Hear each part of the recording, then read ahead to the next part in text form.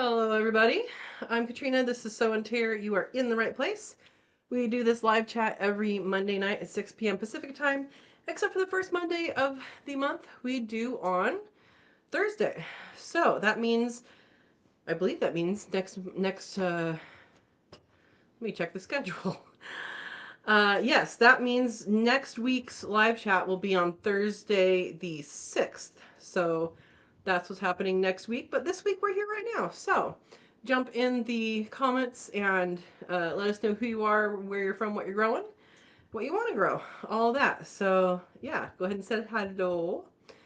And I wanted to mention that I'm going to be on Shawnee Grows channel on Thursday 9 p.m. Central Time. I don't know what time that is Pacific Time yet, but um, she's going to have a bunch of people on, so I'll be one of those people. All right, let's get started.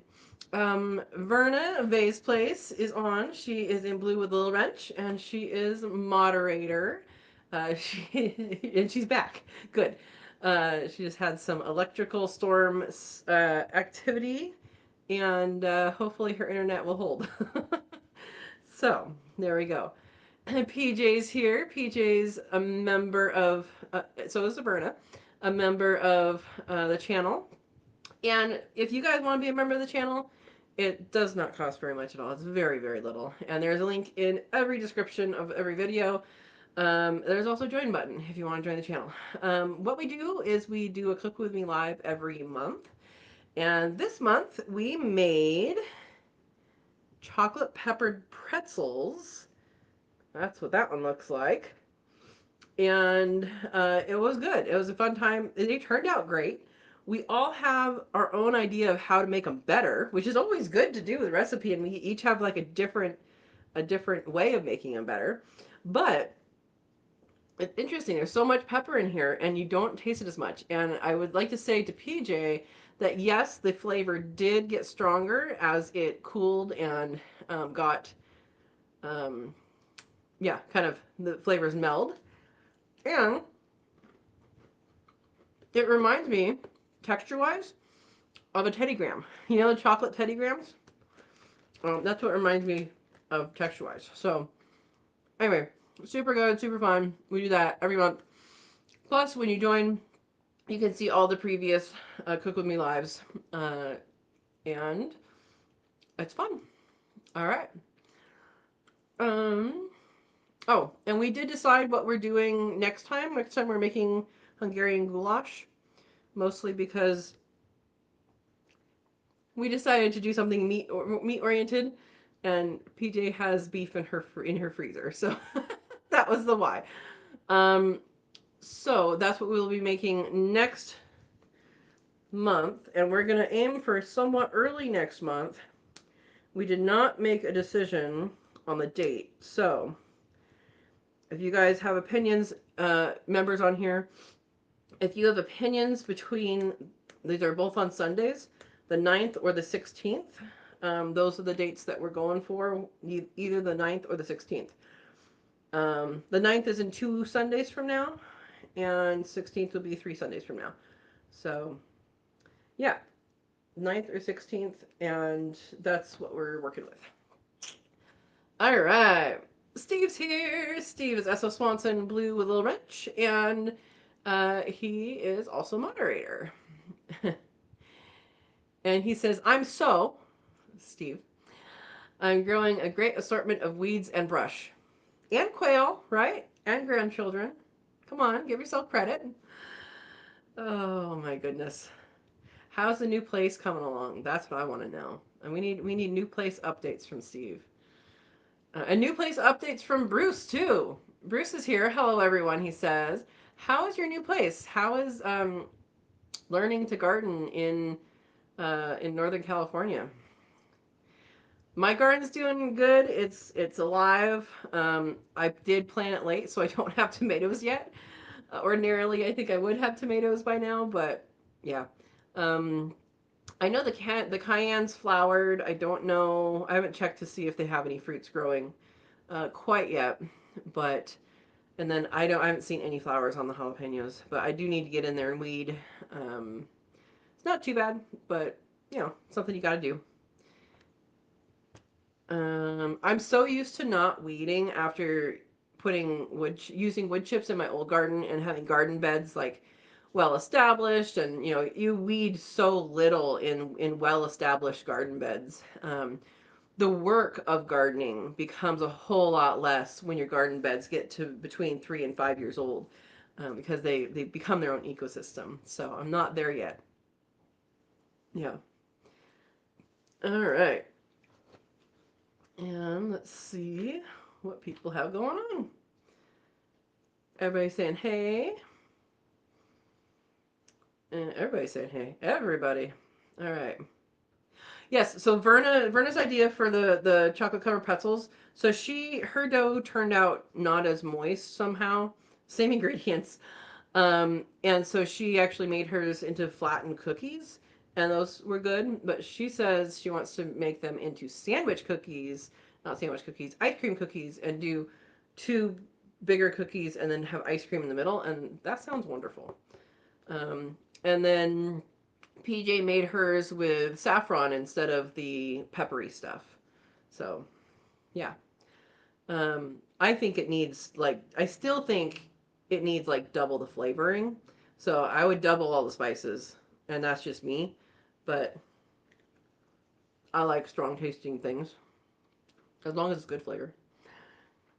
Oh, thank you, Steve, for putting the link to join and be a kit.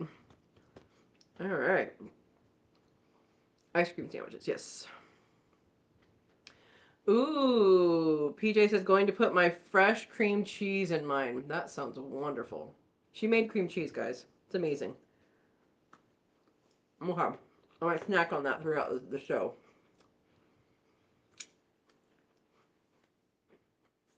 All right. Berna says mine is doing well. We'll have lots of sweet taters and sunchokes. Good, good. PJ has teeny tiny cucumbers starting finally. Good. Are they regular sized cucumbers? Will they be regular sized cucumbers? Yeah. Um, PJ says, yum, I like sunchokes. You gotta be careful with those. The other name is artichokes. Um, Maria says, we'll see if I have any pumpkins from two plants that were given to us. Awesome. That'd be fun. Yes, do a little video on your ice cream sandwiches. Do that. It'd be good. Um, yeah. So that was a fun thing yesterday. Last yesterday. It was the last yesterday. We'll have more yesterdays to come. Um, so yeah, that was yesterday. We did that, and like I said, Hungarian goulash is coming up for either what did I say, 9th or 16th. I think that's what I said. Um, so if you guys are a member or you want to become a member, um, let us know which date that is. And if you are a member or become a member, we do have a Facebook group for members, where I put all the extra information. So there you go. Bruno says, I had been given 6 bulbs. 3 went to my daughter's boyfriend, and 3 I threw into a pot here. I have more than 5 plants come up in my pot. Wonder how many chokes I will get after they flower. They reproduce fairly quickly. I grew them when I was in California. Um, yeah, they do reproduce pretty quickly. So yeah, that's good. Good. Um, yeah. Well, my big thing this weekend was the Cook With Me Live. Um, and then I also processed the rest of the pasture bunnies. So there's nobody in the pasture except for the bees are in the apiary, which is adjacent to the pasture. Pasture adjacent.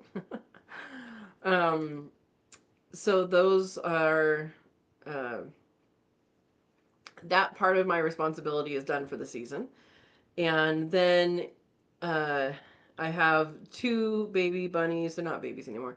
Ravioli's 2 grow outs are actually underneath the apple and cherry tree area. I decided it's a little more shady. If it gets super hot, I can just like throw them in the shade, not throw them, but move them into the super shade of the trees. Because they'll be processed in April. So not April, that'll be a long time. August. They'll be processed in August. I don't remember the date, but it's only two, so I'm not going to do workshop. But I am doing. Um, I am thinking about doing a workshop that is without processing. These are local workshops. Um, a lot of people have expressed interest in these workshops that I've been doing, and then some of the timing hasn't been working out for people. So I'm thinking maybe see if people are interested in doing a workshop um, without the processing portion and just a learning, in-person learning. So the workshops have been really good. They've been really, really good. We go all day, and I'm of the opinion that the workshop's not over until you've learned what you came to learn, and so that's where I stand. So yeah. PJ says, "Yep, cream cheese is good with it. With it meaning with the pretzels." Didn't try it with wine yet.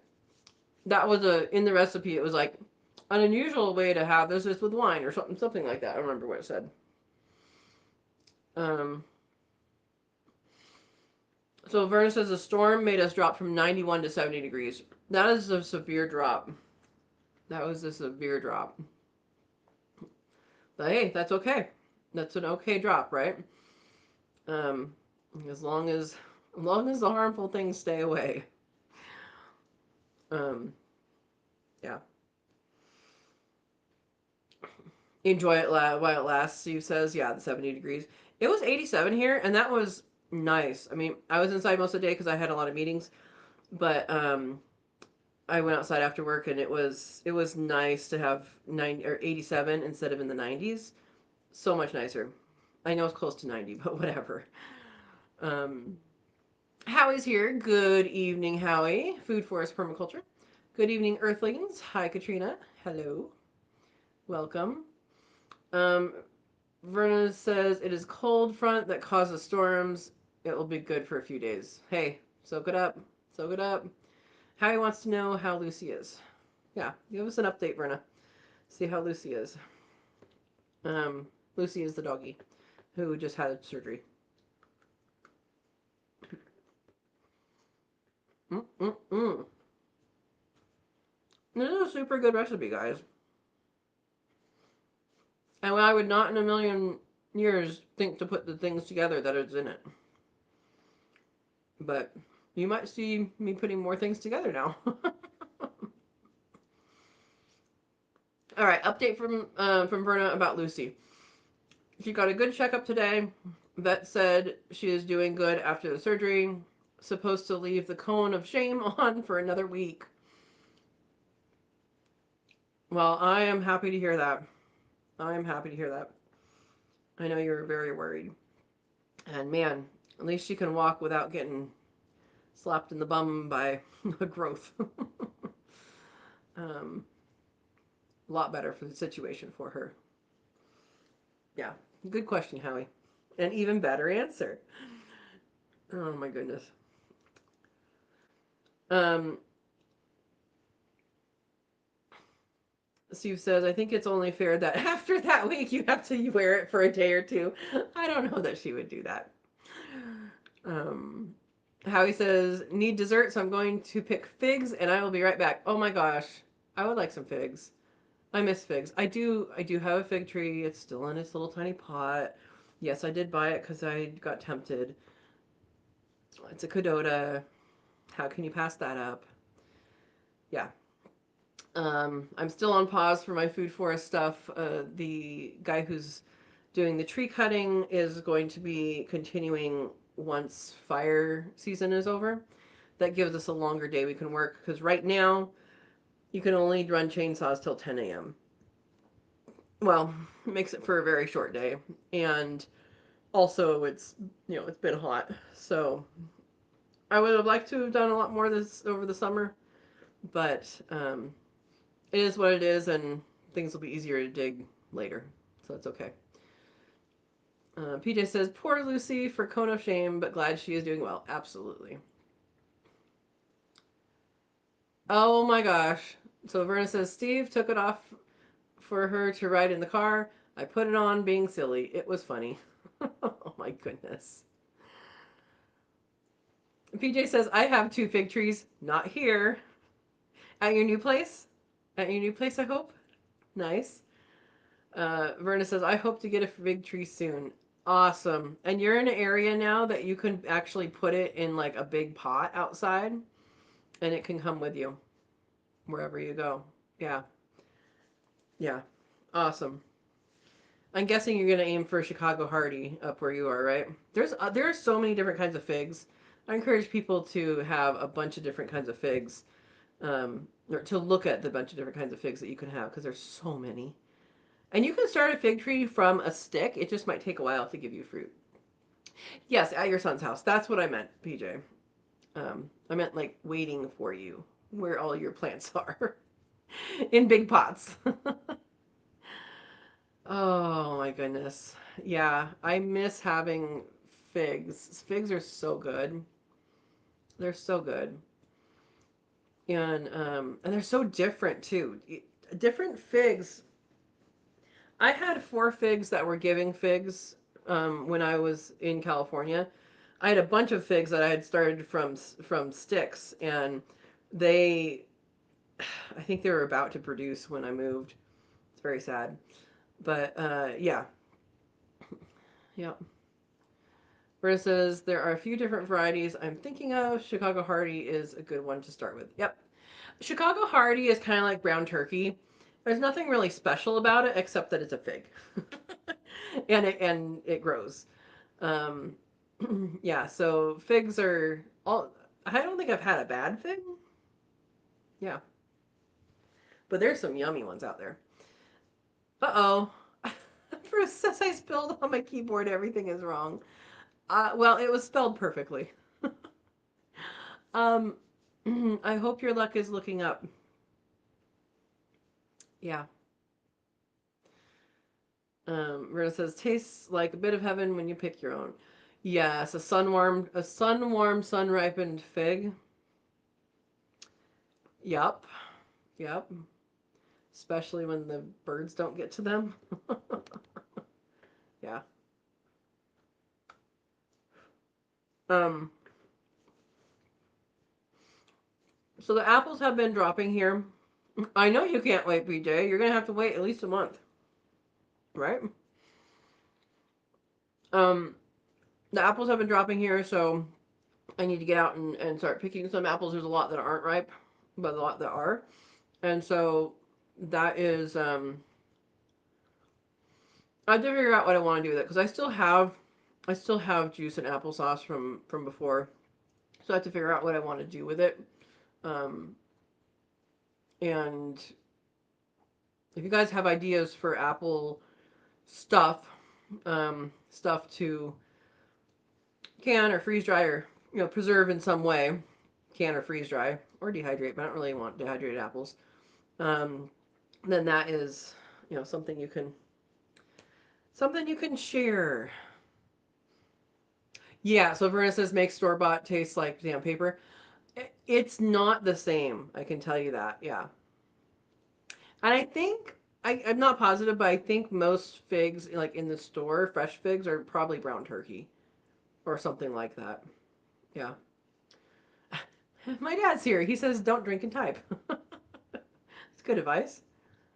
Yes, it does need to dry. And then my dad says, hey all. Well, hello. Freeze dry. I've done some freeze dried apple, and it's good. Um, but I don't know. I guess just slices of apple, right? um, the thing about the apples that I have is a lot of them do have worms. I have to figure out what the pest actually is so that next year I can put out traps or something. Um, but yeah, I know when you freeze dry apples, you can do it with the skin and everything, and it doesn't make a difference. Like it doesn't freeze dry really all that differently. and you can eat them freeze dried, or you can um, rehydrate them, use them for something. PJ, have you done that with lemon juice or without lemon juice? I think I did it without. I don't remember what I did. I didn't do a lot of them. Freeze dry worms, extra protein. Yeah, maybe for the chickens, huh? Yeah. Um,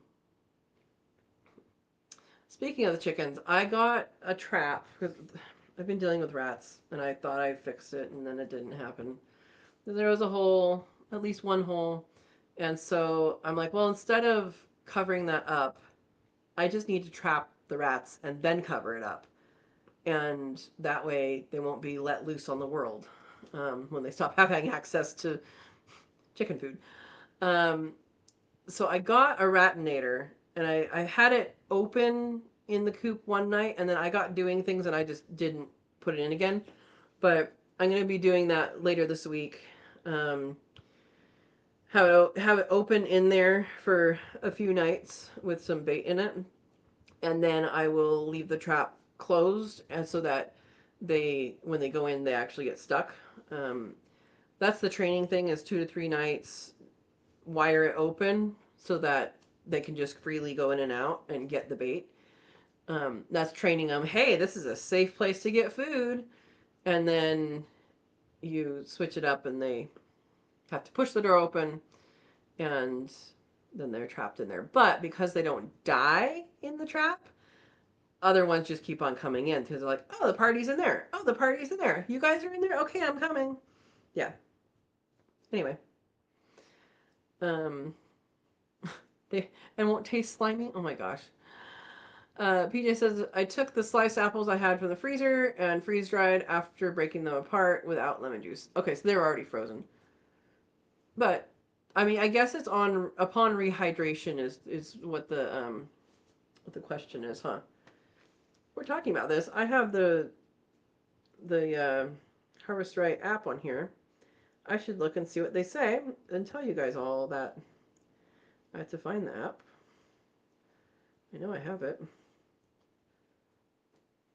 I thought I had it. I had it at one point. There it is. Okay. Um, Settings? No. Ah, go back. About freeze drying?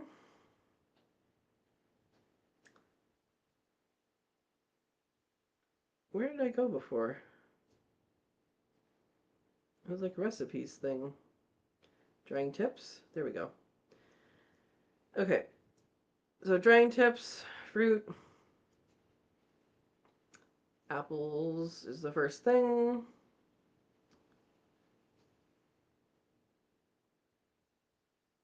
Okay. So they have like varieties they recommend.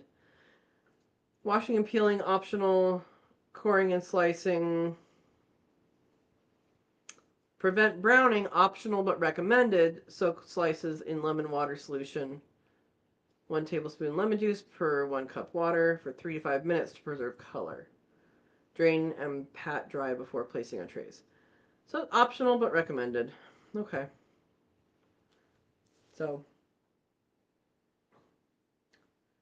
this is what the preparation says. There we go. Okay. Um, yeah, so Steve says the lemon is just to keep them from turning dark. But yeah, that's called oxidizing, and it is them turning dark, but it's starting to break down initially. So PJ says I am lazy, no optional for me. um, Verna says you can do apple cider vinegar instead of lemon juice. That way the taste doesn't change as much. I don't know if my apples tasted like vinegar, I would be upset. I would choose lemon juice over vinegar. Yeah, that's just me though. Um, Yeah, so there's a lot that I can that there's a lot that can be done with apples. Um, and actually, freeze dried apples might be a good thing to do. Um, I just have to I just have to pick them. One of the apple trees is dropping unripe and ripe ones, like unripe and overripe ones. And the other one is not dropping very much yet, but is dropping some. So, yeah. I haven't seen the raccoon lately, knock on wood. Um, it was getting the apples out of the apple tree, but I haven't heard it over there at night or seen it. I probably need to probably need to check the camera at the cat food area. Um, I've been taking it inside. There's one night it got left out, but I've been taking it inside late at night. Yeah. Um, Steve says apple cider vinegar is just fermented apples, just like putting apple juice on them. I don't know that it's just like putting apple juice on them. That's like saying wine is the same as grape juice. No. And then the end result of grape juice becoming wine is it eventually will become vinegar. So while they're the same, they're not the same. um, yeah, because basically what you're saying is, oh, it's apples, they're just rotten. I know fermented is different, but it's a kind of rotten, right?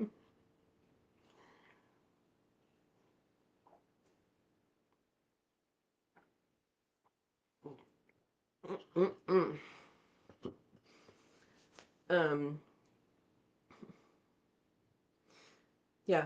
So any other ideas for apples? I don't really want to do pie filling because I guess I could like freeze dry some pie filling. I don't I haven't been making as many pies as I used to. Pies used to be my thing. I go somewhere, I bring a pie. I used to make pies all the time, but I've been making less sweets, which is better for me. And so, yeah. Um, but yeah, I'm just kind of looking for different things to use apples for. And I guess if you just freeze dry them, then they can become anything you want later. You can do apple powder out of that and make all sorts of stuff from that. Ooh, I could make apple powder and make those what are they called? Like mulled apple cider, like the seasoned apple cider. You know how they have those packets that's like apple cider packets, but there's no apple in it? You could make it so it's actually like has apple in it, and then you add all the seasonings, and you could make a mix that you could just scoop out and put in. That'd be good. That'd be good. And do it with um, fresh apples. Yeah.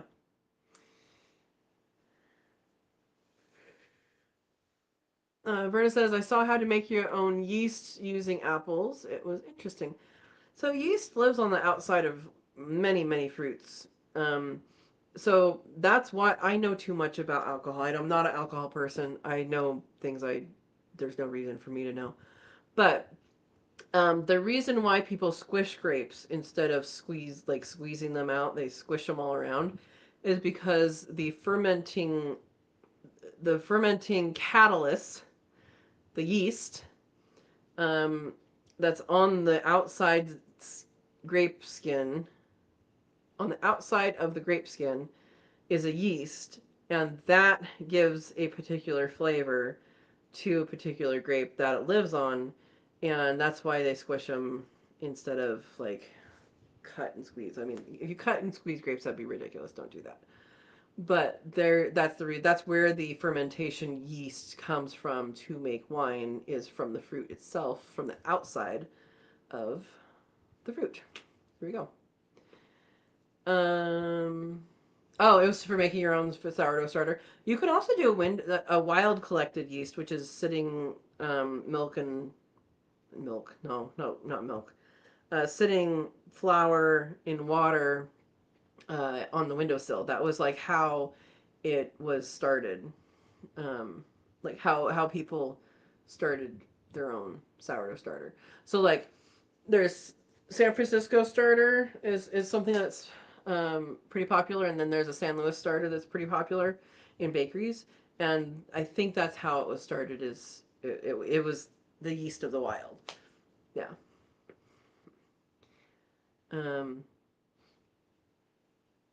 PJ says yes, cider packets. Okay, I'll try it. Oh goodness. Bruce has 8 eggs today, born on 6/15. So your little babies are doing good. Bruce has quail. And yes, Steve says must be quail. Yep. They're already 8. Wait, 6/15. Yeah, that's early, but some of them do have eggs early. Um, how many weeks is that? We're at 7/27. Wait, born on 6/15? Oh, 6/15. I'm sorry. I went to July 6th. Ah, okay. So we're looking at 1, 2, 3, 4, 5, 6 weeks old. Yep. So all of them should be laying within a few weeks. Well, the females. Yeah. Verna says you ferment the cut up apples, peels, and core without the seeds and water. Stir each day for 3 days or until it turns bubbly. That sounds like what you're supposed to do for apple cider, like vinegar. Interesting. Okay. Um, well, something else that happened yesterday, I was processing rabbits and I was on the second to last one, and I went to take the leg of the rabbit off of the gambrel, and I went like that, and I immediately got stung right there by a yellow jacket that had gone on the back of, I'm guessing it was a yellow jacket, I never saw it. That's what was around, and there was one bald-faced hornet that was just watching and I think trying to get the yellow jackets. But the yellow jackets were trying to get the meat, and they were like gnawing off, trying to gnaw off chunks, and I kept on like swatting away and stuff, or flicking them. And but this one, I was just reaching around to grab the leg of rabbit, and I grabbed it pretty hard because I'm gonna lift it up and stuff. And instead, it stung me, and I dropped the rabbit, and that rabbit has a bunch of stuff all over it, and I did not put it in the same cooler, and it's in a bucket in the refrigerator now, separately, and I'm gonna have to figure out how I'm gonna do that. It's gonna be cooked for me, um, but I have to figure out how to get the stuff off the outside because it was not coming off. Oh, wonderful! The Band-Aid stuff stuck to me. Anyway, I just thought I'd take off the Band-Aid and see. The only reason. Okay, let me just see how it is. So I can just barely see it. It's right in here. You guys probably can't even see it. But I ended up putting a band-aid on it. So I had another rabbit to process after that, and so that was fun. Being like, because my middle finger. Um, it hurt. It hurt. But the good thing is, I didn't really swell up. I didn't really react except for that it hurt.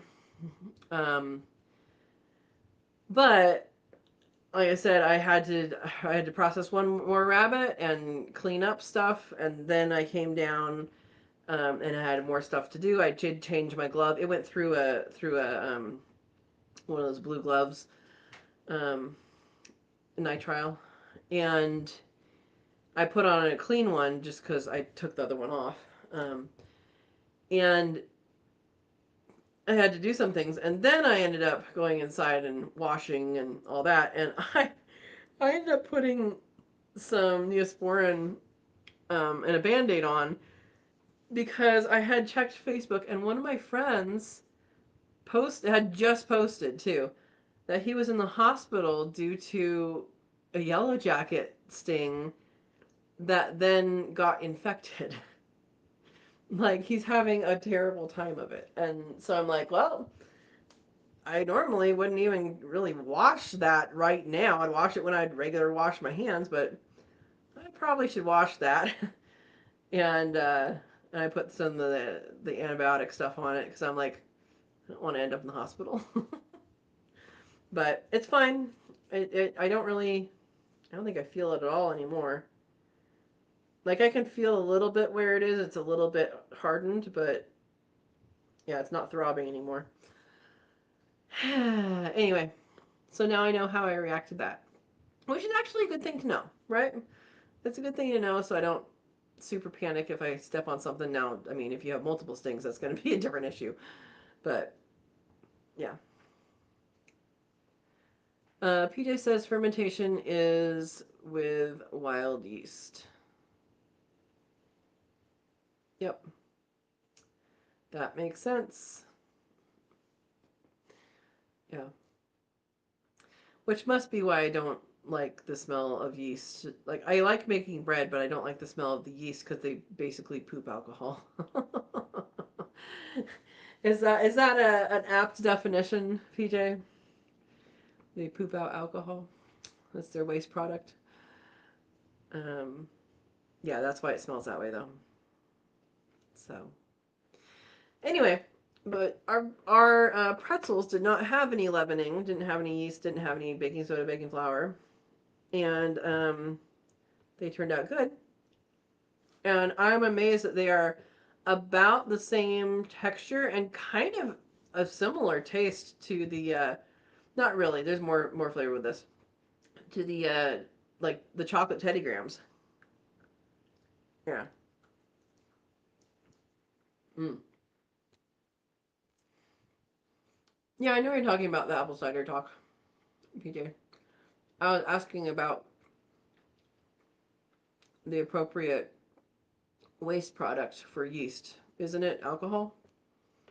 Don't they fart alcohol or something? Anyway, I know I don't like the smell of it, but yeah. Guys, these are so good. I ate so many of these, you guys. PJ, Verna, how many of these are left for yours?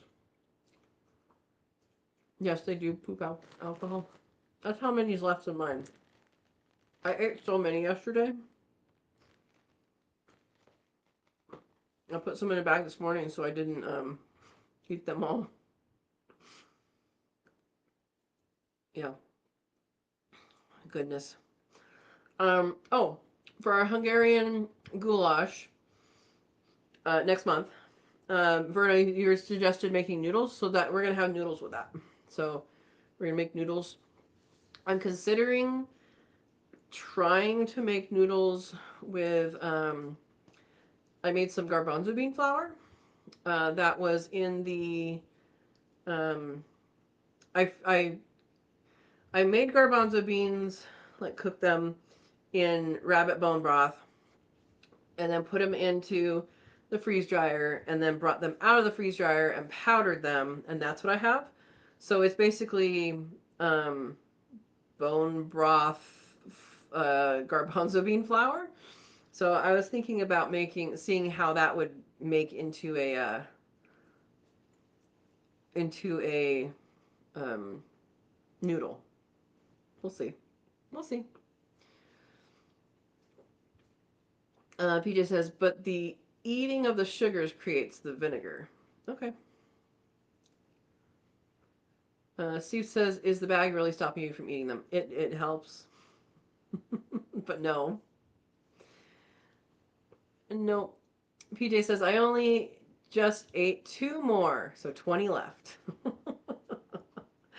Oh, you have more self control than I do, PJ.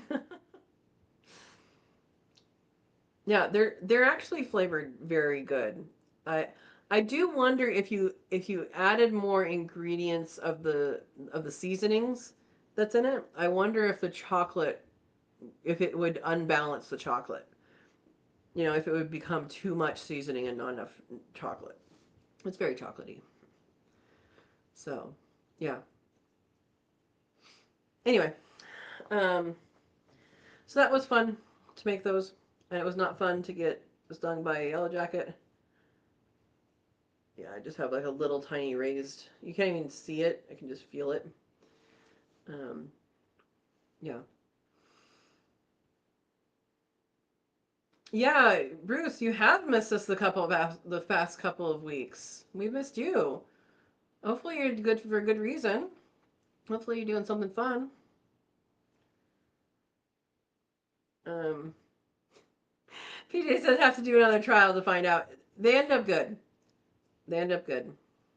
Yep. Yes, and for like Verna says, we're glad you're here today, Bruce. Yeah. I'm glad your chickies are doing good. Um,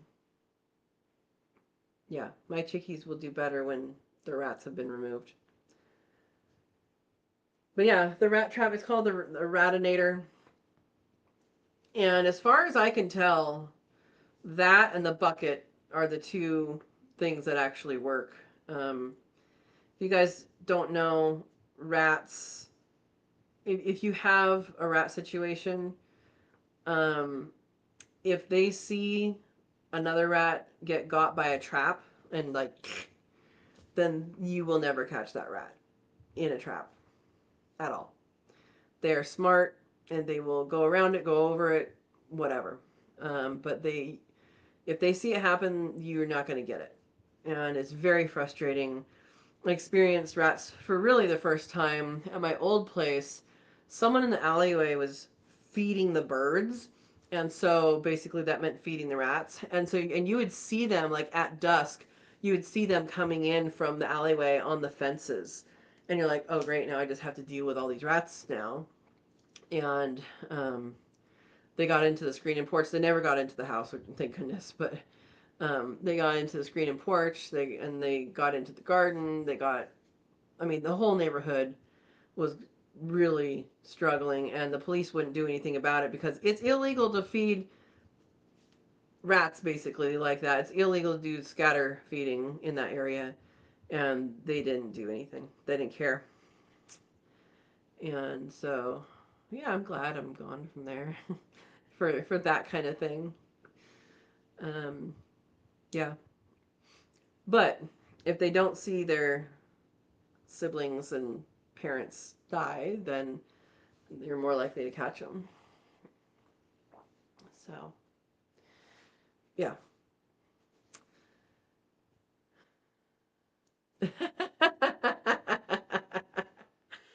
Bruce says, but we'll just listen until the keyboard dries. Don't get electrocuted. Oh my gosh. Yeah, Steve, that's also illegal in towns. Yeah.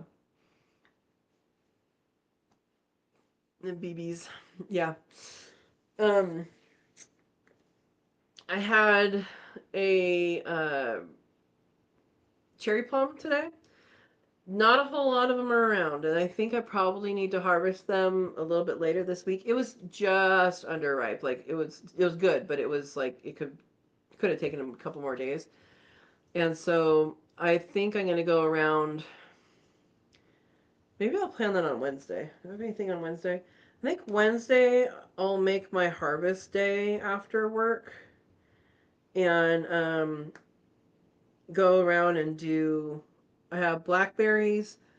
I don't know if the is it hawthorn? I never get this right. I don't remember if the black hawthorn is still. I don't know if the fruit is beyond ripe right now or if it's still ripe. But I wanted to collect those. I think I might be past. Um, but definitely for sure the blackberries um and then the cherry plums. Go around and get some of those. Um, yeah, I think I can do that on Wednesday. Yeah. Um, so that'll be my plan.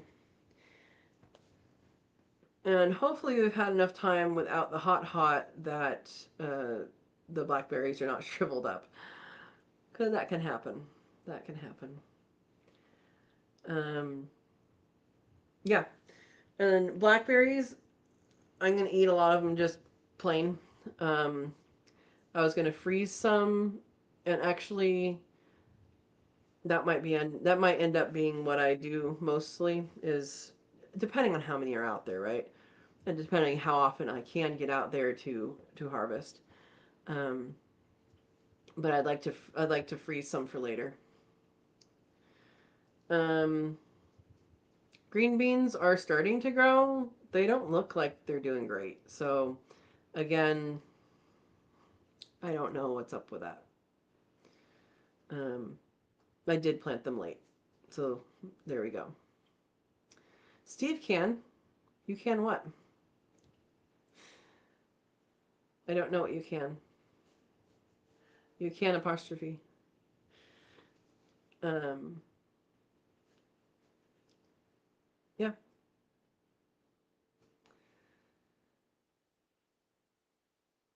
So besides those things, I have some things I want to plant that are more permanent. Um, and I need to get the right irrigation stuff for them. I did discover that I discovered this a while ago. I just didn't want it to be true. A lot of the hoses that I got are they kink for no reason. There's one that's watering the garden that did it failed me and it decided to kink for no reason, hadn't been touched, all of that. So I'm going to try to return the ones that I bought that I haven't unrolled and stuff yet.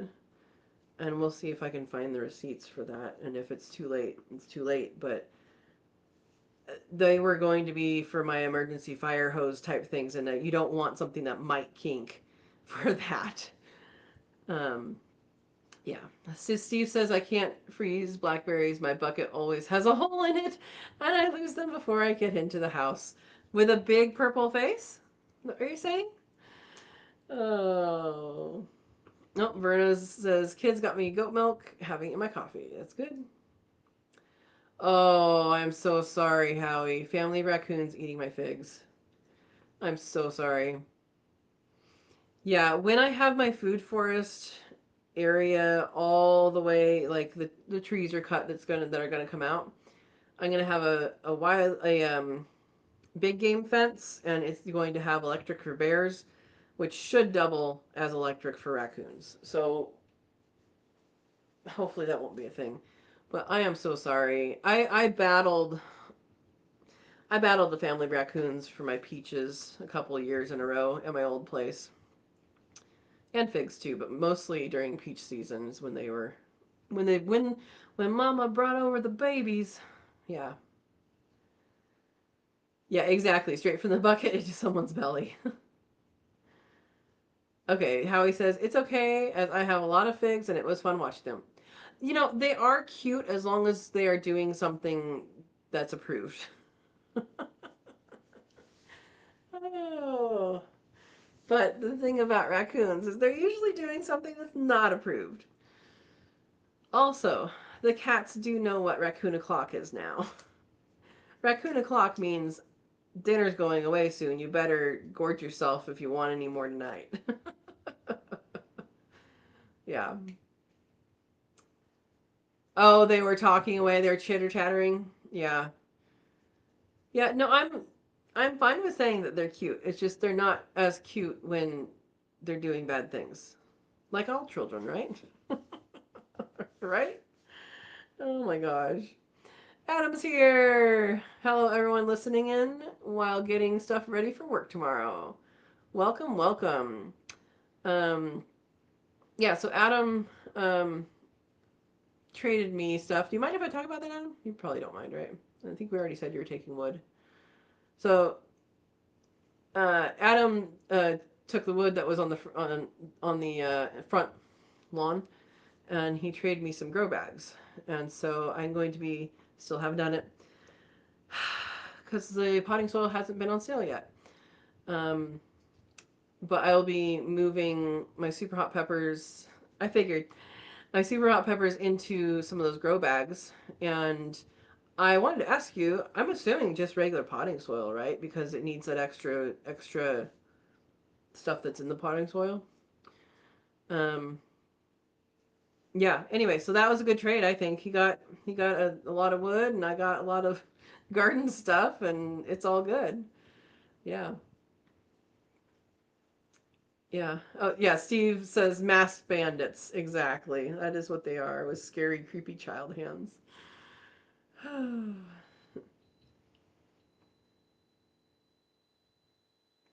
Why is that beeping now? Oh, I know. So I put partway through the day, well, 4.5 hours ago, I put a rabbit into the new wave, the pressure cooker. You guys hear the beep? I don't know if you heard it.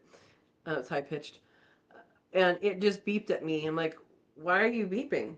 And I forgot that it keeps it warm for 4 hours after. So now it's saying, "I've done my duty. I'm shutting off for the day. Do what you will with it." So I forgot that that was in there, which is fine because it stayed warm. Um, Sorry, that got me off track. Anyway, yeah. So raccoon o'clock. I need to check that camera for footage of to see if the raccoon has been trying to go back. See if it's gone up to that at all or not.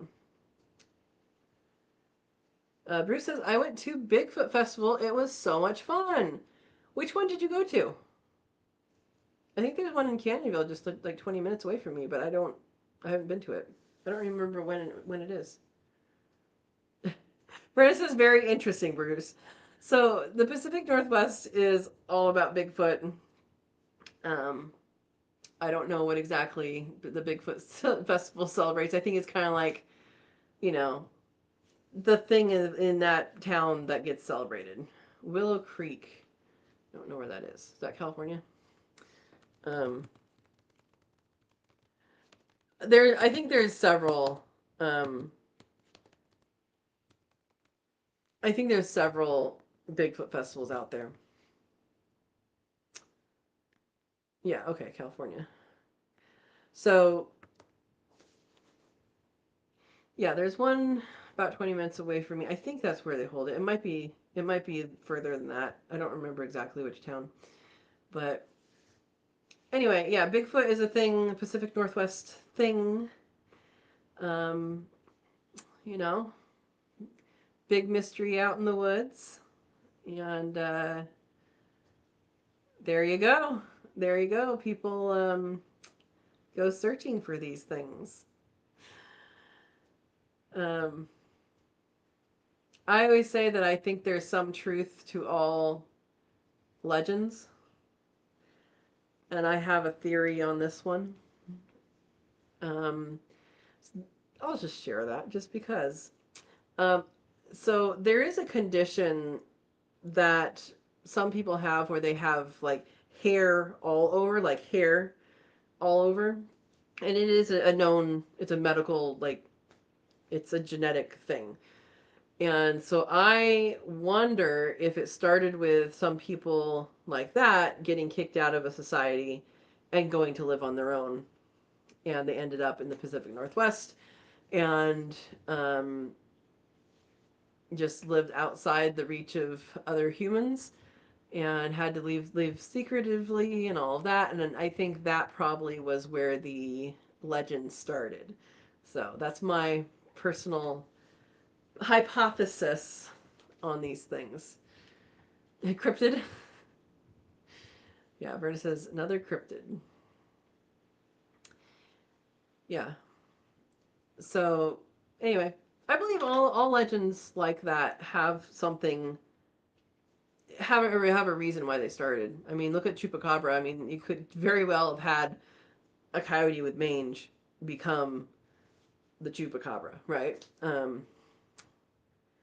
But yeah, I think they all have some truth in their origin. Yeah.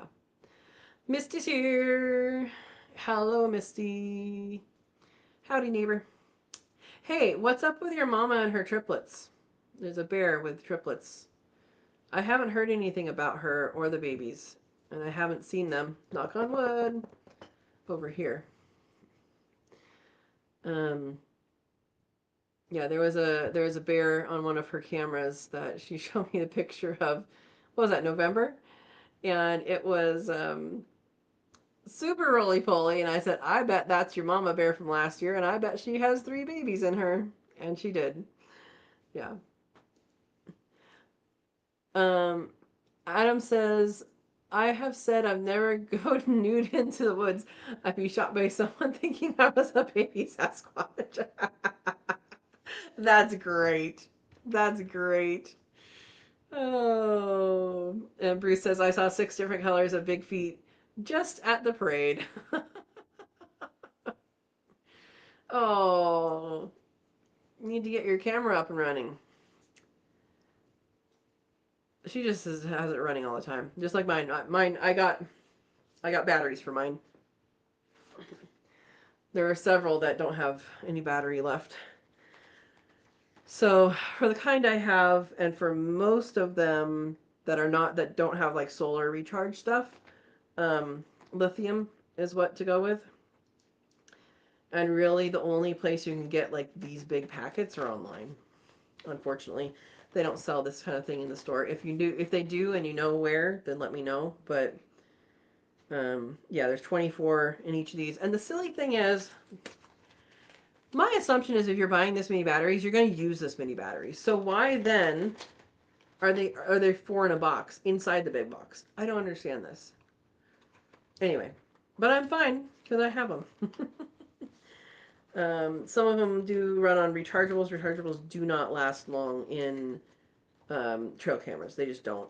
Um, but if it's solar powered, then that's going to be a different story because it's made for that. Yeah. Yeah. So Misty says we got a little solar panel on them. Good. Verna says I need to get my cameras set up. Yep. Yepers.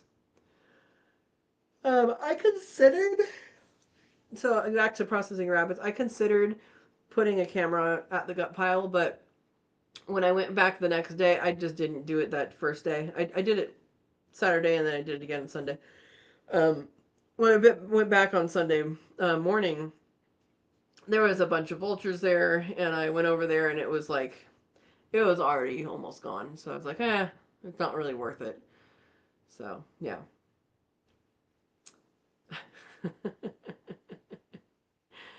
Yeah, yeah, extra packaging. Yeah, it's not fun. I really don't understand that. Why? I mean, to four batteries. Like, that's what fits in one camera. Um, the old ones used to take 6, 9, something. The older ones. Yeah. It was cheaper than the plastic they usually come in. Yeah, I mean, I'm fine with the packaging, but I just don't understand the extra packaging. Yeah. Oh my gosh, Misty. Seriously. Yeah. Yep. The utility pole people here every day. How about you? Yeah. Well, there's 2 different companies working on things for 2 different reasons. The ones up the hill are working on just regular fire clearance stuff, and the ones um, for this other line, they're replacing the poles with um, metal poles. And apparently, they're replacing lines with some sort of line that if a tree falls on it, it's not going to spark. I'll believe it when I see it. Um, but yeah, they are. There's no way it should take this many people, this many visits to do this job. Yeah, it should run smoother than this. But yes, I agree with you. And who was driving by multiple times a day? Sorry, I'm asking like neighborhood questions here. There was another company with like road signs rolled up in the back of the truck. Different company. Are they fixing the road? Where the I don't know. Anyway, we've had a lot of activity on our very small road. It's not very small, but it's smaller than most. And there's a lot of different workers out here doing things. Um, Supposed to start in September. That may have changed. I don't know. I don't know. Yeah, 2 different trucks, 2 different agencies every day. Yep, exactly. And I still haven't actually officially been told what's happening. I've had to ask questions, which is really annoying. Yeah. Anyway, so what's going on with you guys? You guys have questions? Anybody watching that's not commenting that wants to join the conversation? Anything homesteading related, or hey, we're just talking about power poles, but it's homesteading related to us because it's our home. um, yeah. See what else we have to talk about. I love that Howie has figs. I don't like that the raccoons are sharing with him, but at least they're sharing. um, but I do miss figs. Right now, I pretty much just have apples and again berries and um, what's it called? Cherry plums. There's not that many cherry plums, so um, and you have to find. I think it's behind the chair over there.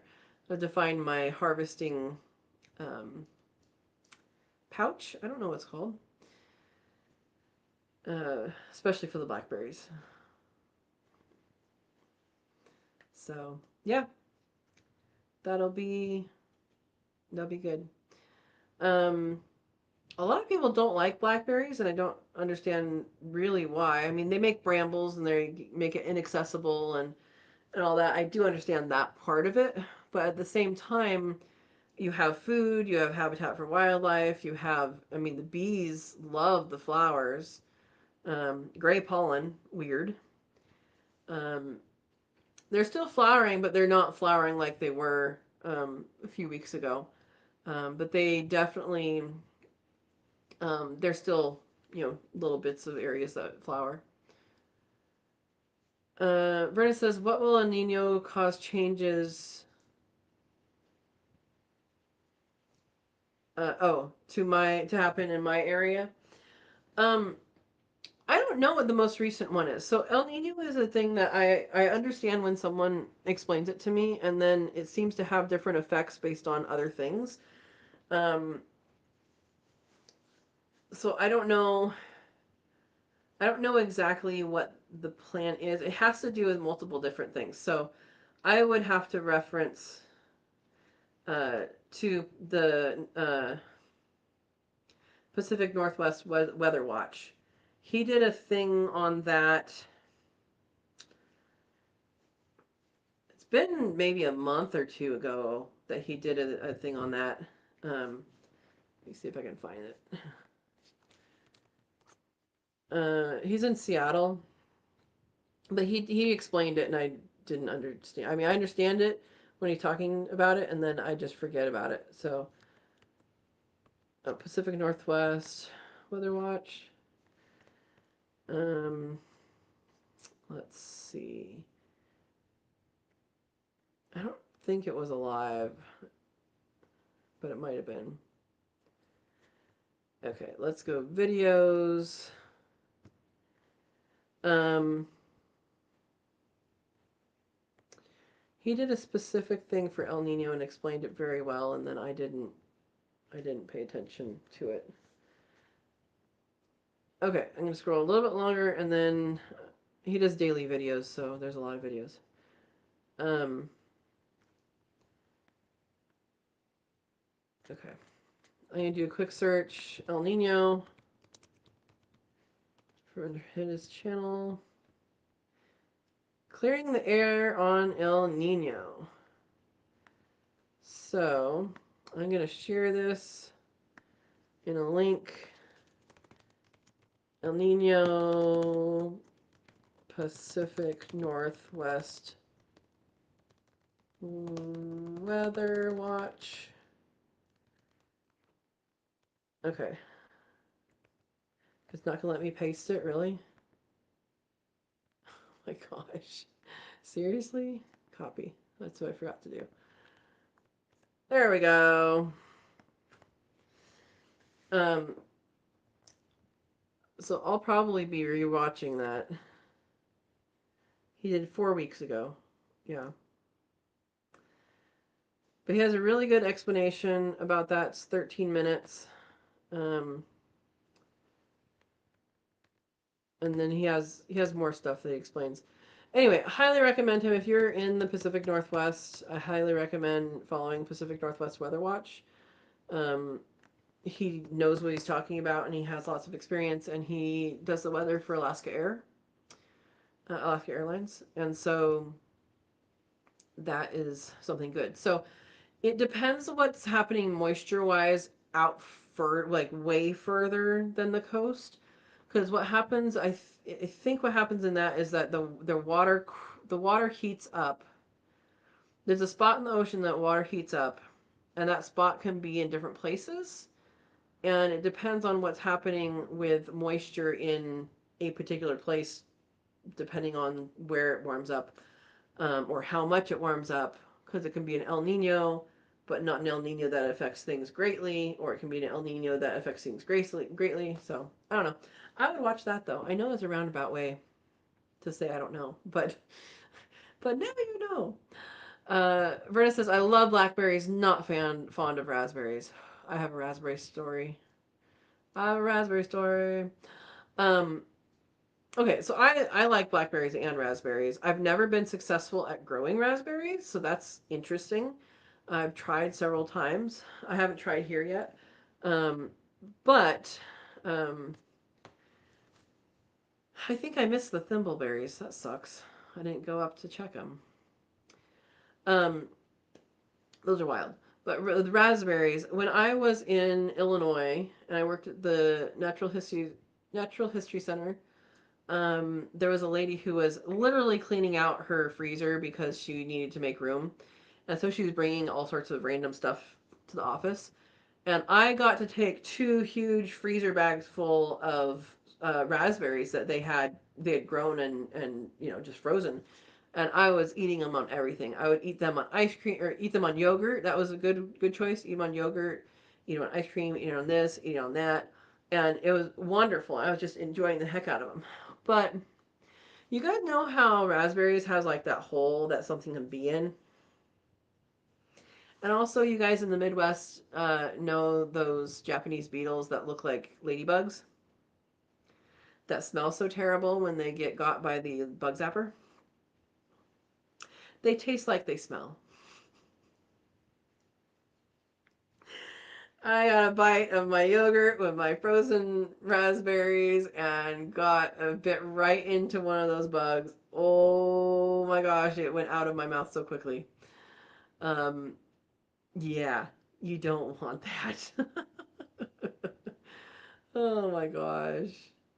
Yeah, you want to check inside your raspberries. It shouldn't be in there when you pick them. I'm betting if she picked them and put it in a basket and then it went in there in the basket, but made it all the way into the freezer. What's the grossest thing that you've accidentally bit into? That can be a topic, right? Yeah, that's high on the list. Um, that's high on the list. Yeah, frozen protein. Steve, are you familiar with the bugs I'm talking about? They look like ladybugs, but they call them Asian beetles when I was in the Midwest. I don't know if that's actually their name, but they look like the ladybugs, but they're not. And they like I don't know if they pee acid or what, but I don't think it's a bite, but they can hurt you. Yeah. Anyway, Verna says I may think differently of raspberries if I was to pick and eat them, but store bought, yuck. Store bought does not have the flavor. Yeah, store-bought does not have a flavor, and I don't know if that's because they're irrigated and they irrigate them too much before they pick them, or if it's just that they're picked early or what. But yeah, nobody's answering what the grossest thing they've bitten into. There must be some pretty gross things out there. Yeah, those bugs, they taste like they smell, and they smell nasty. Yeah. Half a worm. Brenda says, as bad as biting into an apple and finding half a worm. Worse, because I'm sure half a worm tasted better than this nasty thing. Yeah.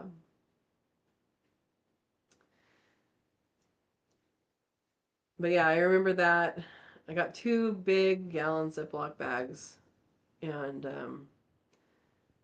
you bet I checked the rest of them.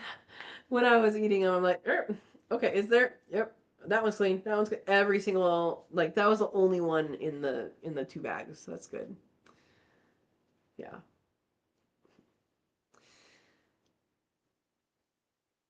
Um. Anyway, so that is what's going on.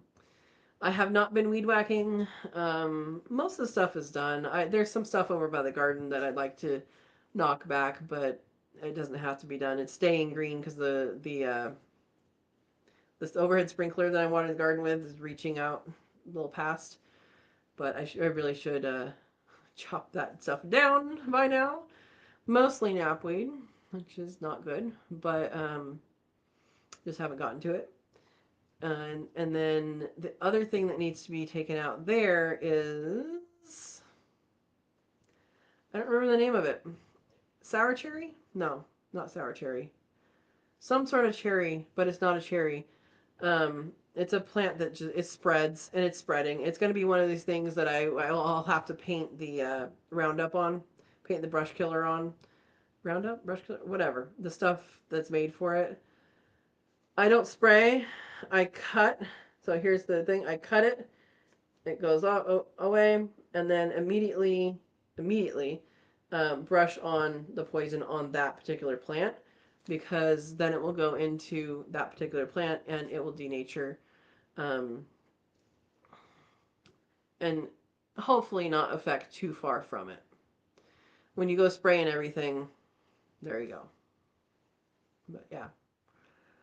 Um, Steve says, worse is not noticing until you already chewed and swallowed and going for another bite when you discover it. Choke cherry. Yes, I believe that is it. Let me look that up. Choke cherry. Yes, that is what I was talking about. Um, it's medicinal. I think the bark is medicinal, if I remember right. But um, the fruit aren't. I don't think the fruit are edible. Of the one that I have.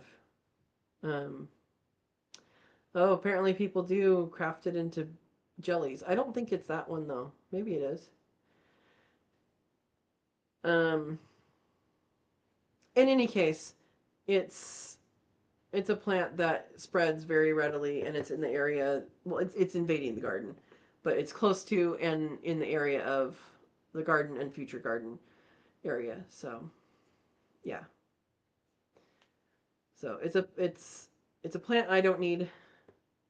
Yeah. Um, I don't remember what the bark is good for. I thought the bark was good for something. I should offer that to my neighbor for. He's a herbalism guy. See if he'd like that for anything when I chop him down. Chop him down. They're like that big, but a lot of them. So yeah, like bitter medicine. Yeah, it's something that again I don't need, and I know it spreads, and it spreads I think by the root too, not necessarily just from berries. I think, and so I don't want to deal with that. Yeah. I suppose I'll give a fire update. There's really nothing going on. Firefighters are mopping up. Probably the interior. It will be burning for quite some time, but it's like really far from the edges of the fire now, and so there's very little risk to people now. I think they have evacuation like the be ready like the lowest intensity evacuation stuff going on for the immediate area around. So that's probably a relief to people when that happened. They can go back home. Um, and then let's see. Yeah, 15,580 acres, 66% containment. think that might be what it said this morning, so they probably have more now. And for those who don't know, containment doesn't mean that it's out. It just means that they've done a mop up with they use heat, like heat guns, and also the flyovers for smoke, and they put out hot spots, and they do that within a certain distance around the outside. And so when it's 100% contained, that means they've done it all the way around the outside. At that point, they typically will go interior, interior, interior, interior until it's out. But in this case, I wonder if they're going to let the interior just burn out because it's a large area and I don't think there's, the structures that they've protected have been protected. Like, I believe only one house was lost, and it was an abandoned one. So they did really good on structure protection.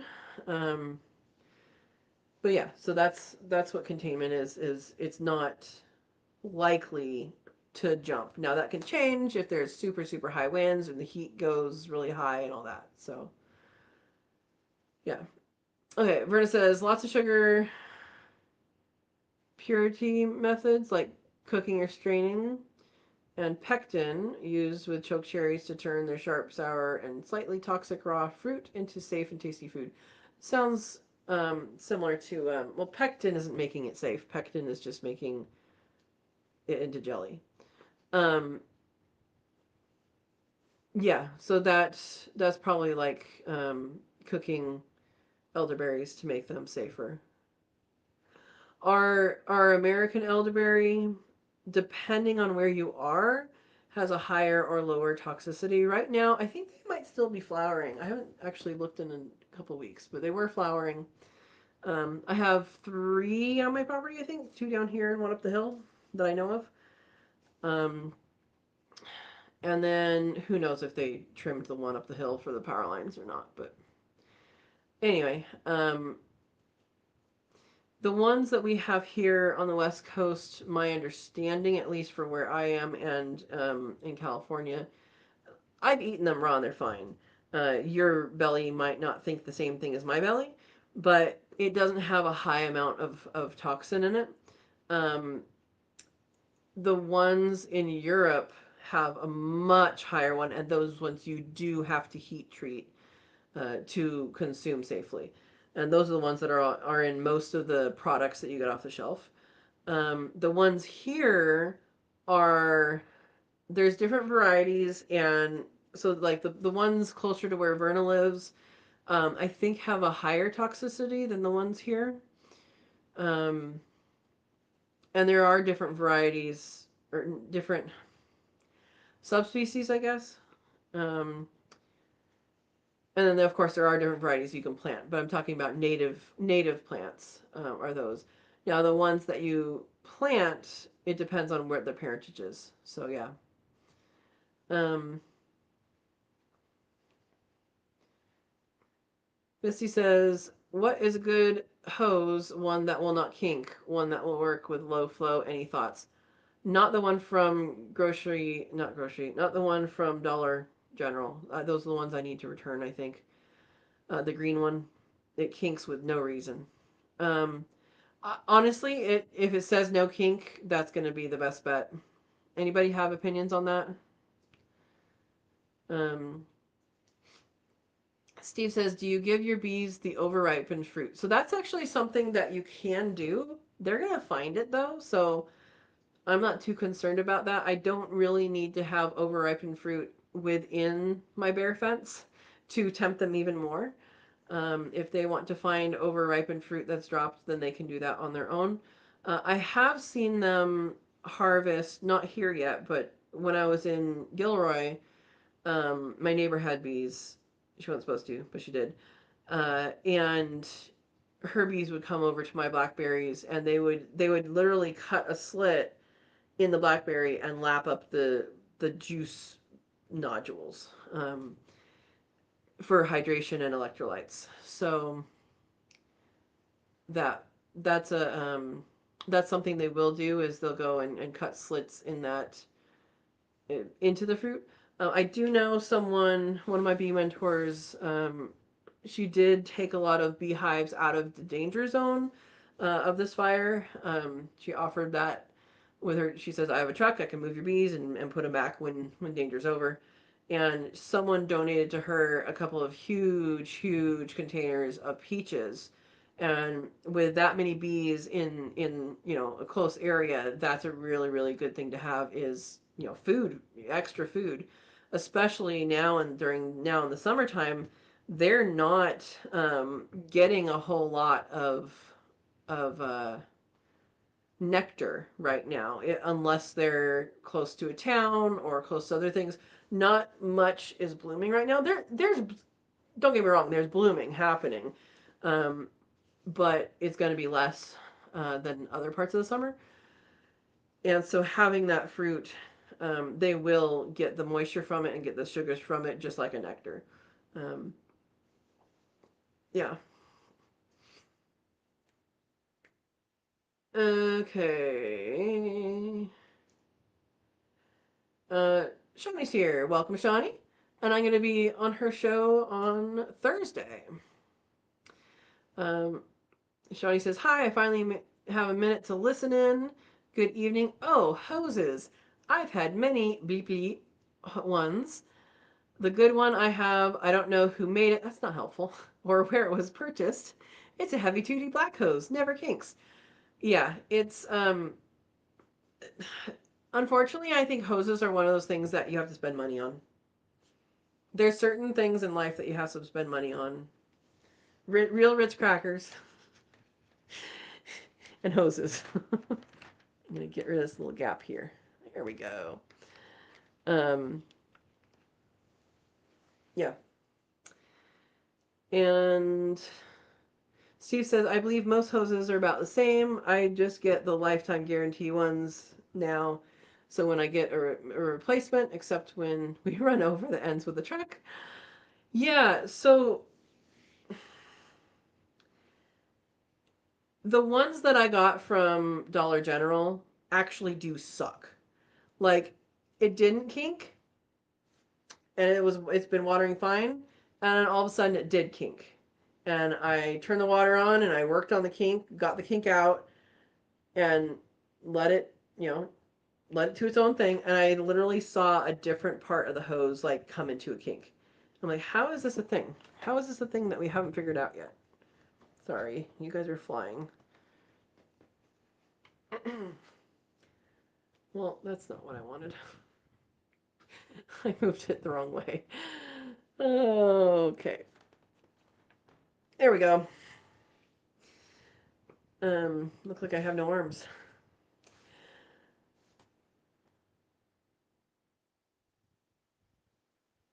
All right.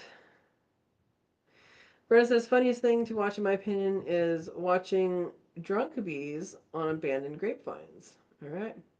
What time Thursday? 9 Central. So I don't know what that is here. Are you 2 hours away? Let me Google it. 9 Central time is what Pacific time? 7. Yeah, so we're 2 hours apart. So it'll be 7 p.m. Where'd you guys go? There you are. 7 p.m. Pacific time.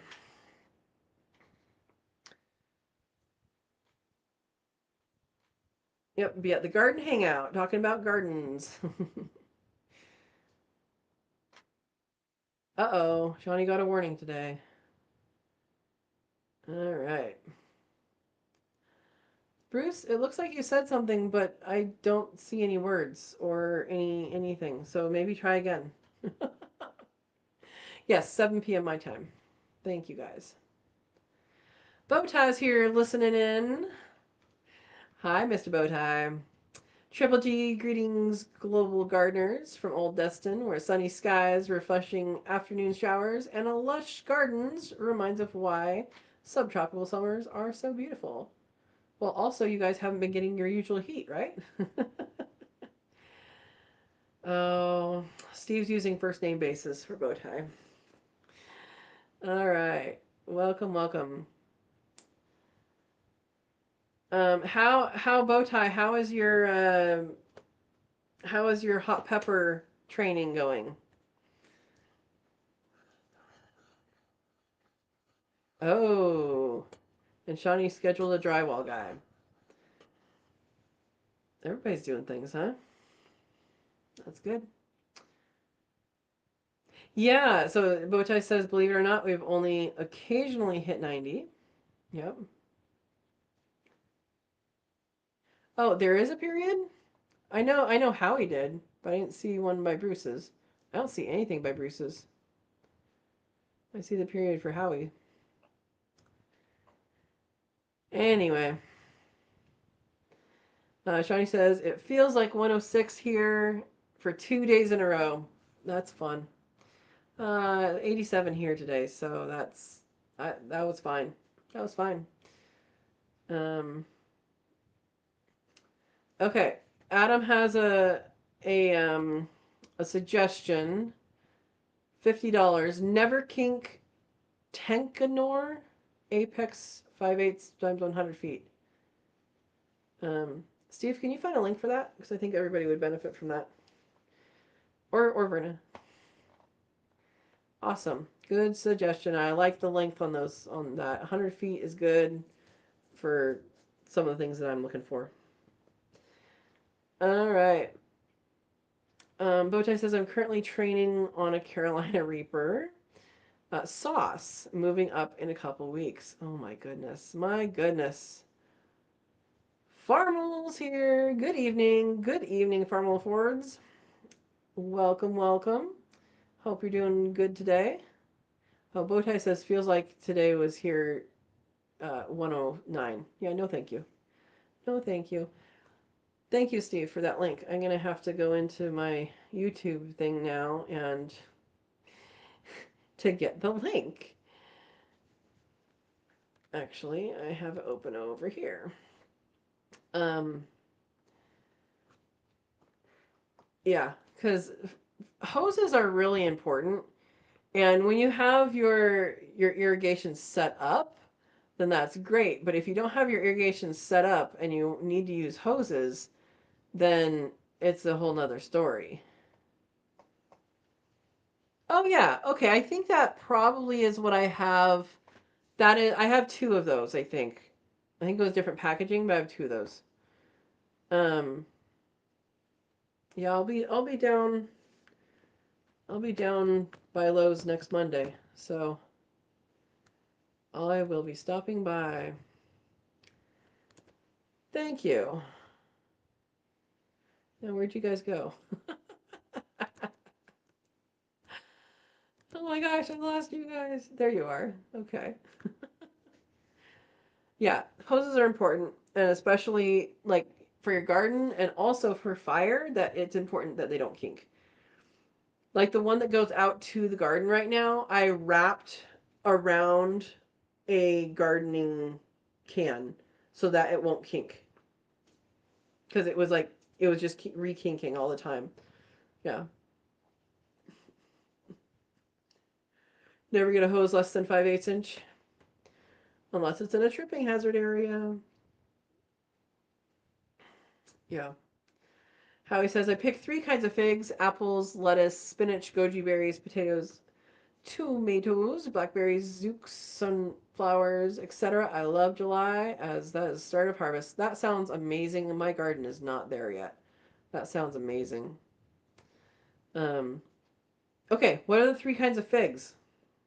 We're on a fig kick today. Yeah. Bowtie says, it is so humid when I walked out of Lowe's with a plastic bag of mortar powder. It condensated and got slippery by the time I got to the car and nearly dropped it. Oh, I am so glad I do not have humidity like you guys do. It had been humid a couple days ago, but I'm so glad not today. Or not like with the humidity that you guys have. I've been to Florida. I can visit, but yeah. Um, oh, I have to answer that a little later. Um, Someone I know from the Bay Area is coming to Grants Pass, and I will be in Grants Pass tomorrow. Okay, I'll answer that later. All right, Desert King. That's a good one. Turkey and One Unknown. I had Desert King as well. It's a good one.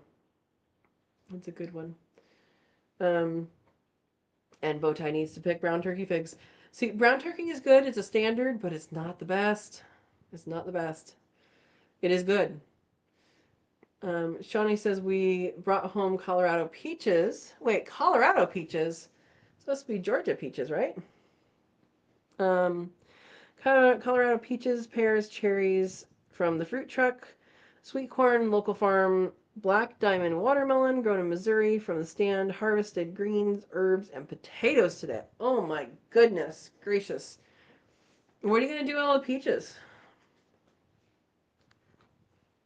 Peaches are good.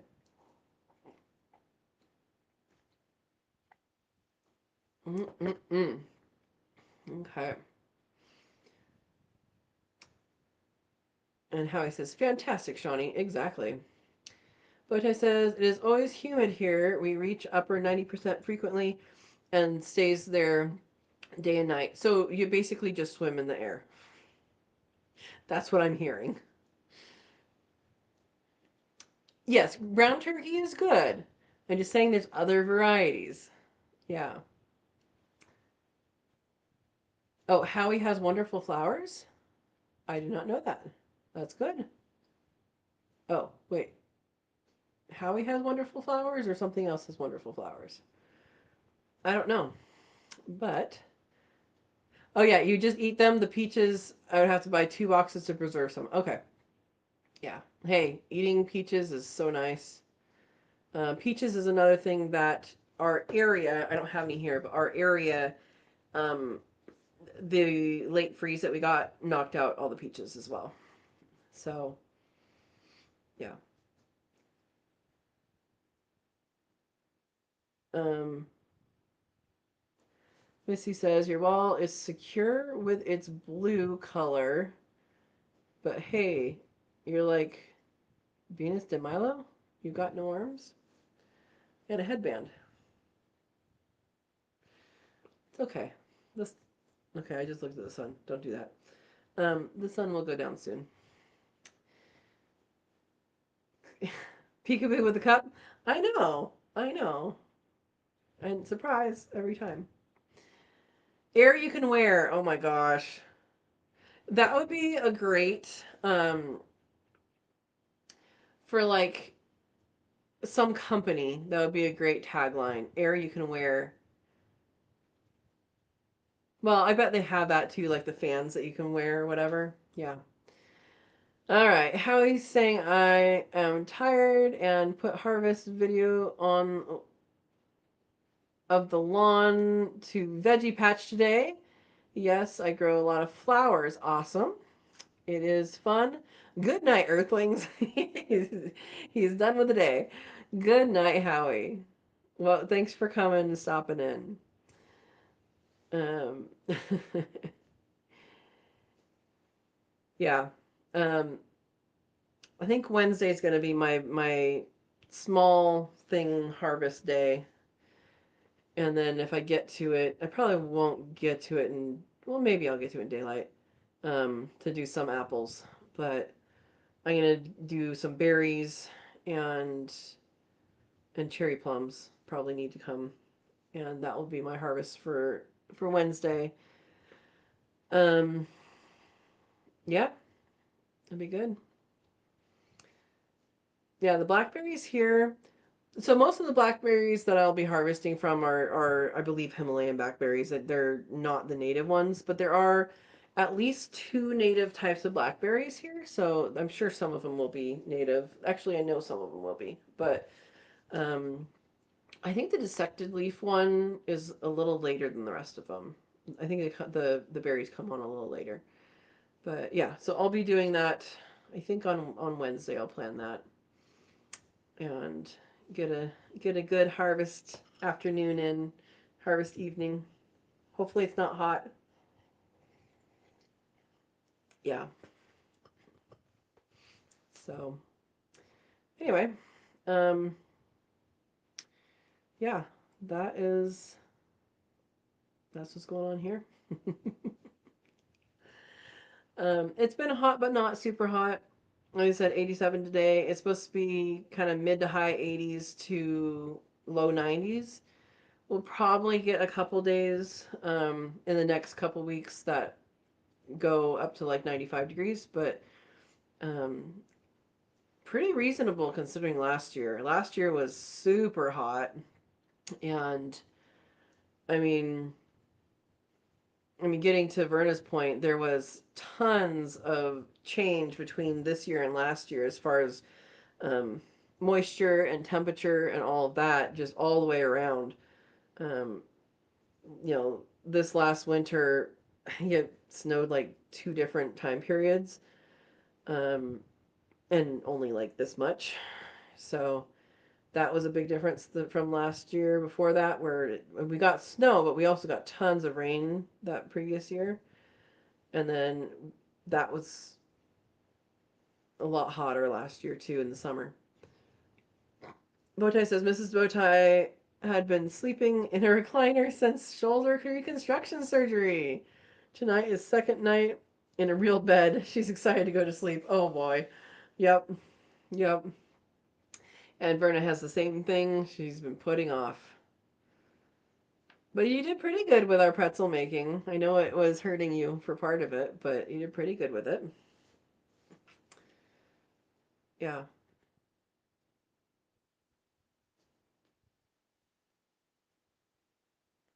Shoulders are complicated things, for sure. For sure. Um, yeah. Adam says, must be nice being in a cooler part of the state. um, am I that much cooler than you? No, I'm kidding. um, I'm also at a higher elevation, I believe, right? I'm at 1500, 1,500 feet about elevation. But I also get afternoon sun, morning shade. So in the wintertime, um, the sun doesn't come to the house for a very long time because there's a hill back there. Yeah. Yeah. So anyway, that's what's going on there. And I don't know, guys. Don't have much going on. Like the rabbits, most of the processing is done for that. I will be doing more workshops. I think non-processing workshops for rabbits, if people that are local want to do that, which sounds like there's some interest. Um, and then as far as like new projects, I really don't have any. I have things that I already have in motion, you know. I have things that are already on my list, and I just need the time to do them. Yeah, time and temperatures to do them, right? Oh, Verna says, I can remember when they were doing carpal tunnel surgery the same way they are doing rotator cuff surgery nowadays. I don't know how these surgeries are done. Do they no longer do carpal tunnel surgery the way they used to? Um, yeah, I don't know.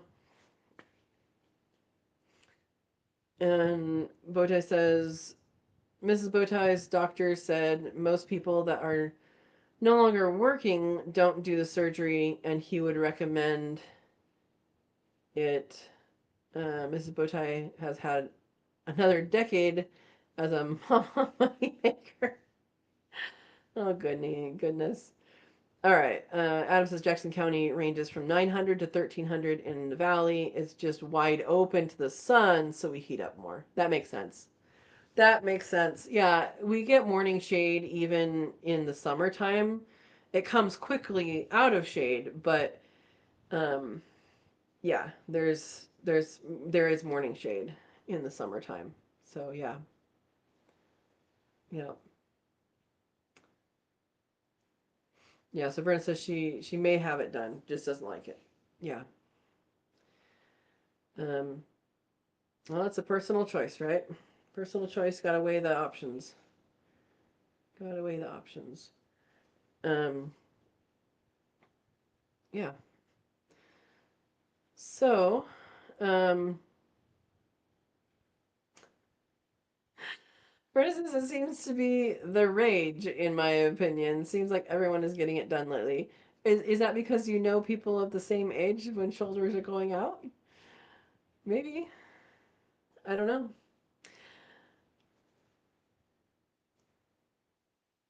All right. So, is anybody starting to think about fall planting yet? Because fall planting, as ridiculous as it seems, is coming up soon.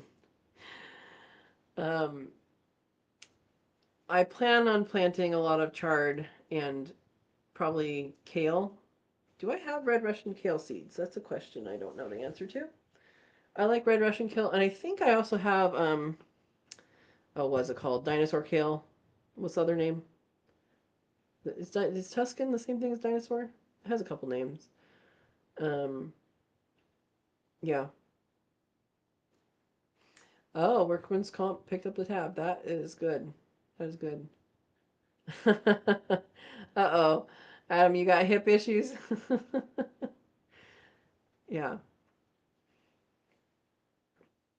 Oh, you have a broken collarbone when you're a baby, and that is going to, yeah, that could complicate, huh?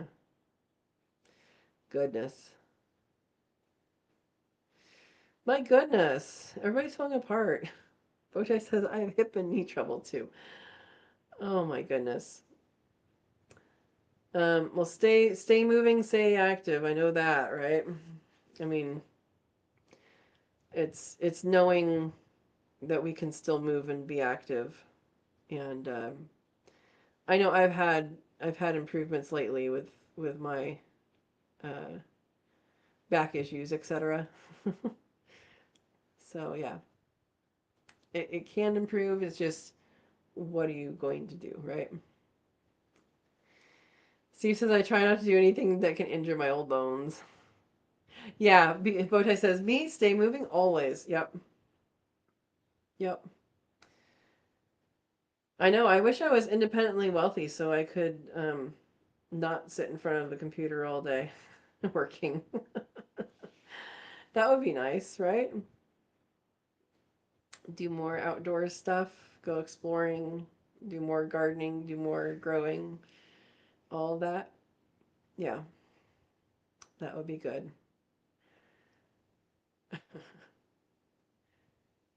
Um, yeah. So, um, well, you guys want to talk about something else? It seems like I'm running out of things to talk about, which is not like me. But as I was running in my sleep when they stuffed me in my coffin. Oh my gosh. Steve says more time behind the computer to edit videos. Well, I do enough of that already, and I don't even like add music or anything. Um, how about more time making videos? More time doing stuff. That would be fine. Adam says fall crops for me. I'll be starting indoors in August if I don't forget to do so. That is where it's at for the fall. Is remembering. Yep. Um, Adam, have you done peas as a fall crop? I'm wondering if that works here because my spring crop of peas didn't work because somebody ate them all.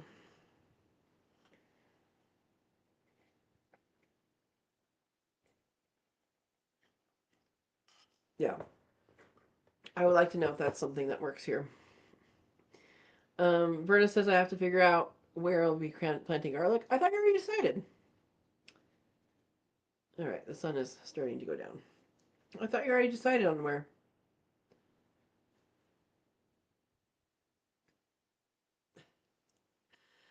Feed the peas to the animals in fall too. Is that what you mean by that, Steve? No, thank you. Yeah, should try a fall crop, bow tie. I I don't know if I will or not. Hopefully, beans will be growing by then, and I can get a lot of beans. But I got everything in so late this year. It was ridiculous. So I need to not do that again. But yeah, if you have tons of pea seeds, try a fall crop. That's good. Um, yeah. Oh, Verna has fingerling potatoes. They're doing good. Good, good. We like this. Ah, yeah. So Adam says peas do amazing. However, these bleep finches eat them at any stage, so I gave up on them. I haven't seen a whole lot of finches here.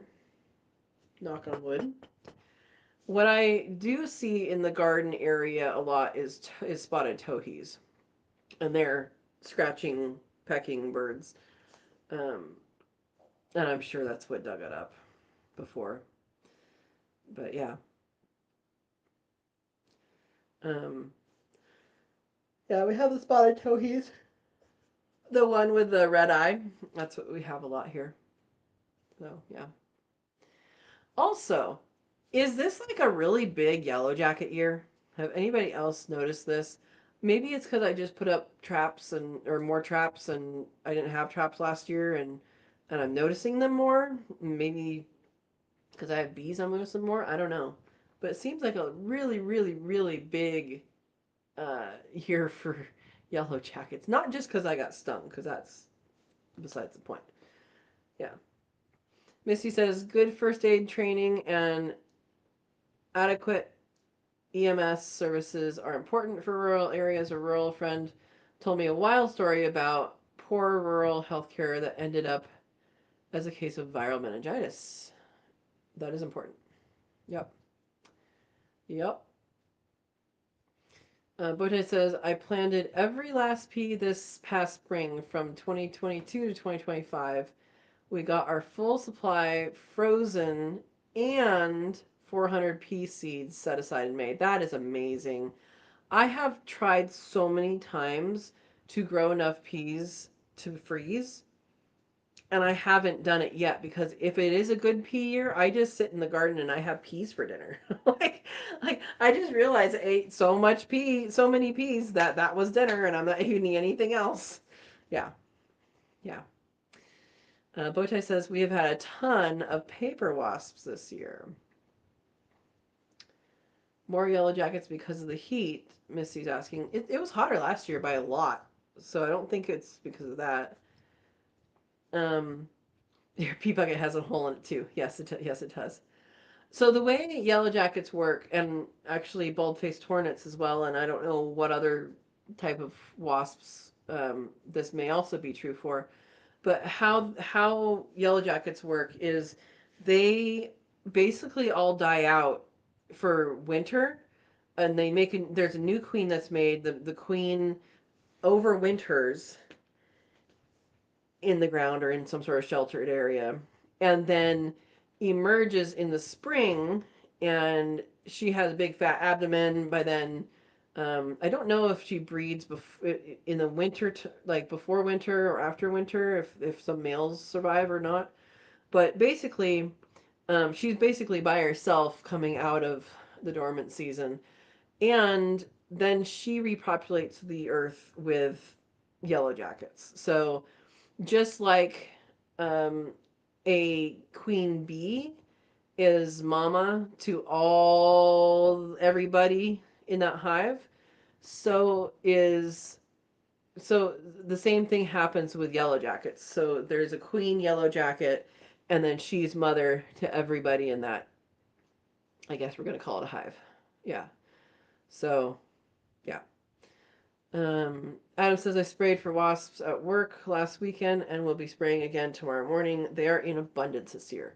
Okay, so you're seeing an abundance, and um, yeah, yeah. I know, Bowtie. He says, yeah, it took a lot of restraint not to eat more of these peas. Yep. So vegetables are something that I am short on as far as like putting things up. And so that's something I wanted to focus on this year, and just things didn't grow. Um so yeah, I want to do peas, and I want to do a lot of greens, and that'll be really good. And beans, green beans. Um I really like green beans. Everybody in my family really likes green beans except for my mom. And growing up, we didn't get green beans very often. When we did, it was from a can. But we didn't get them very often because my mom hated them, so she never made them. Yeah, so now I really like them. Okay. Bowtie says, I'm allowing two paper wasp nests stay on the south side of the house. Not much happens out there. That's fine. And I'm not saying wasps are bad either. They're very good pollinators. There's some that are pollinators. There's some that harvest other bugs. There is at least one bald-faced hornet that is nabbing some of my bees. That's not great, but it's only one that I know of. There's probably more, but I'm saying they're not swarming them yet. Yeah. Um, so Steve's seeing less this year. I'm glad they moved to Adams. Oh my gosh. Adam says, don't hate me, everyone. My work makes me spray. Not nice, Steve. Exactly. Exactly. Um, well, I can say the yellow jacket attractant works for the traps. It definitely works, and it works pretty fast. And it continues to work. It's supposed to work for 3 weeks.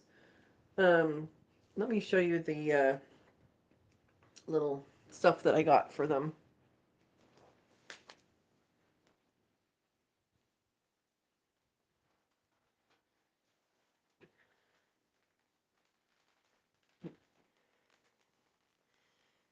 So I got a wasp trap that has like three different attractants, and honestly, I think I've only had a couple in the top one.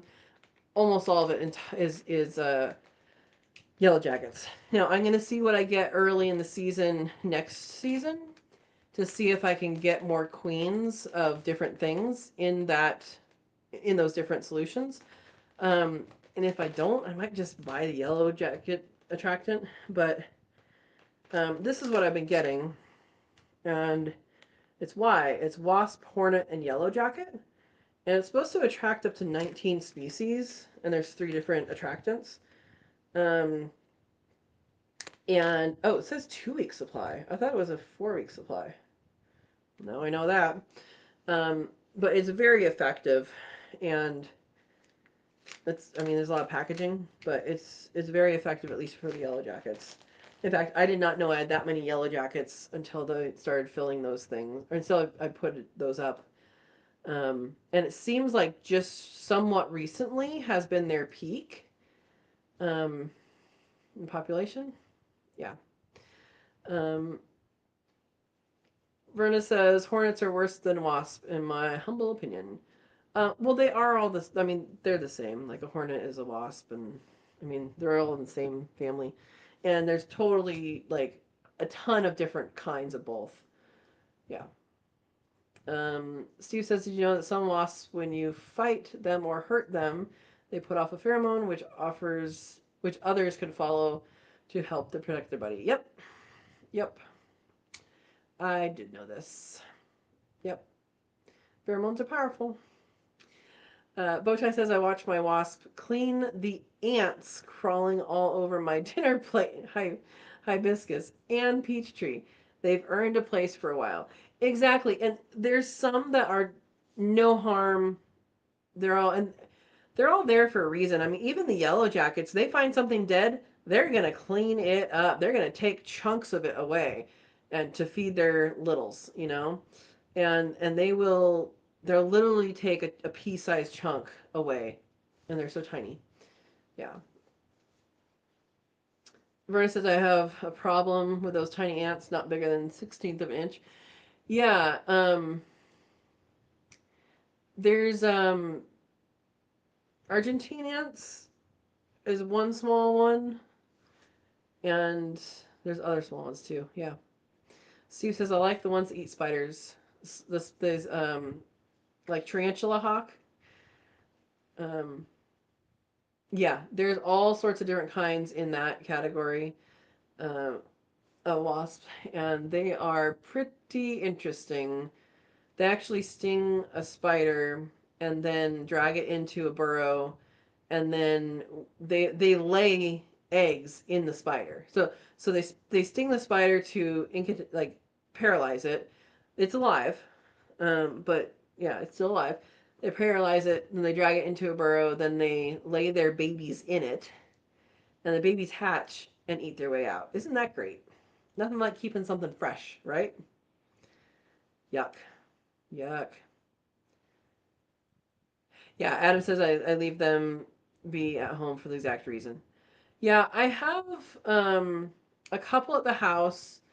The one in the back was more well, why I got it originally is because I put frames on my roof from that crash and that needed to be eaten, and I didn't want to attract the wrong kinds of things. So I did put one back there, and I put one up on by the front porch. And that was mostly the one by the front porch is mostly because I was seeing them like at the porch, and I'm like, I don't need you guys to be in my face all day. Um, and then I did put one down underneath a solar panel, so close enough to the bees that it'll attract them away from the bee area. And yellow jackets can actually um, take out a beehive by just going in and killing everything. And so I wanted to put one down there. Once I realized how abundant they were, I put a couple down there, and I think that's probably enough for me for like for now. I might consider next year putting one or two up somewhat near the processing area for the rabbits because it really was like it was pretty bad this weekend. I was able to ignore them, but except for the one that stung me. Um, but if I had other people there, it definitely would have been like, oh, and then don't get stung, you know. So I have to think about that, and that'll be for next season. But yeah, Bowtie says I don't like spiders at all, but I let the orb weavers and crown spiders keep their homes. They do a really good job. Yeah, I don't have any issue with spiders. I mean, I don't want a brown recluse anywhere near me, but yeah, spiders I'm good with. Spiders I'm good with. But yeah, the yellow jackets definitely respond to the scent lure. Um,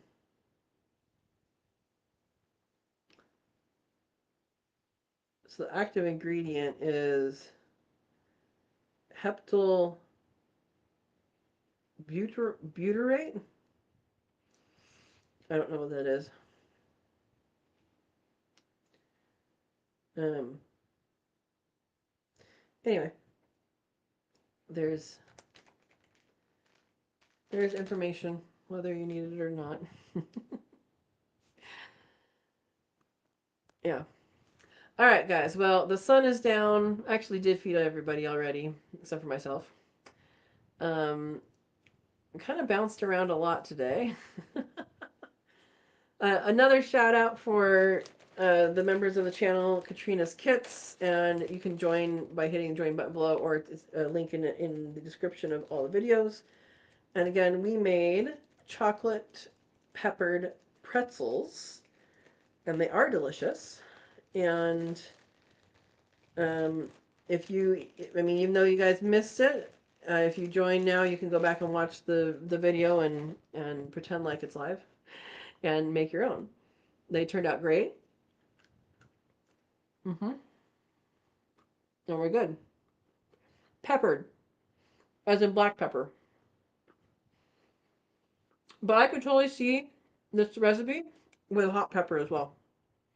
You could totally put like cayenne or a super hot that's flavorful in with this recipe. Super good. Um, yeah. In fact, PJ altered the recipe because she doesn't like black pepper, and she did saffron instead, and that turned out good. So anyway, there you go. Bowtie says my paper wasp has stung me twice. One sting, I killed the nest. It was unnecessary. The other I let slide. It was my own fault. Both to the back of my hand. This sting was because I grabbed the rabbit leg, the last leg to lift off of the gambrel after processing, and it was on the back of the leg, and I basically squished it, and it stung me. Like, it's not my fault. It. I would sting me too. So yeah. Mm-mm. Yeah, this has the consistency and texture of like the chocolate Teddy Grahams. It's really good. So, all right, guys, I'm going to call it a night, and I hope you also call it a night because it is nighttime. Um, next, so this Thursday I'll be on Shawnee's show at 7 p.m. Pacific time. And then next Monday, we have our live instead of Monday. It'll be on Thursday because I have my B meeting on Monday. And Steve says, hit the thumbs up on the way out. Thank you, Steve. All right, guys. Have a wonderful night. We will see you on either this Thursday or next Thursday, depending on if you're going to Shawnee's stuff or not. And have a wonderful, wonderful day. All right. Thank you for watching.